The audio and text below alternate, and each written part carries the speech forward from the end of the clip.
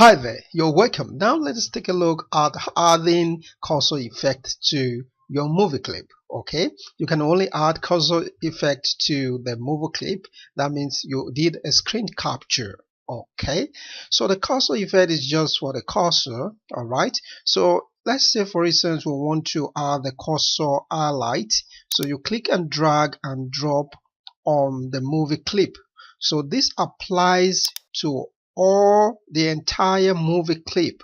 Okay, so it is applied to the entire movie clip. Or let's say you just want to apply it to a particular portion of the movie clip.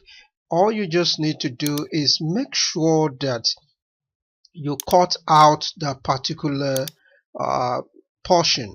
Okay, let's say this small portion, so you cut that out and you apply it to only that portion. Okay, and if you want to delete the effect in the other movie clips, all you just need to do is go and click the movie clip and go to the property settings. Then you can cancel it. You see that? You click to cancel. Okay, so it won't appear in this until it gets to this particular portion that you want to highlight the cursor. Okay, good. Also take note that you can change the color of the cursor right here in the property setting. You can change the transparency by working on the opacity. It is at 75 degrees. Okay, the sizes and every other setting that you have there. Okay, then what about this? This is the left click tab, which gives you 6 options that you can apply to the left click while you are capturing the video. Let's say in the tutorial you left click and you want to really specify that you want that effect to show. Let us see the first option of the left click. You see this? That's a preview. So that is exactly what is going to happen. So while you are capturing the tutorial and you left click, this is what is going to happen.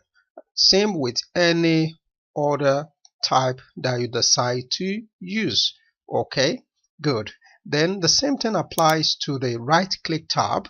If you right click on the tutorial and you want this effect to happen there, you could apply it to that particular clip just as I did there by cutting it out, then you drag and drop it there. So the effect is going to happen at that particular cut out portion.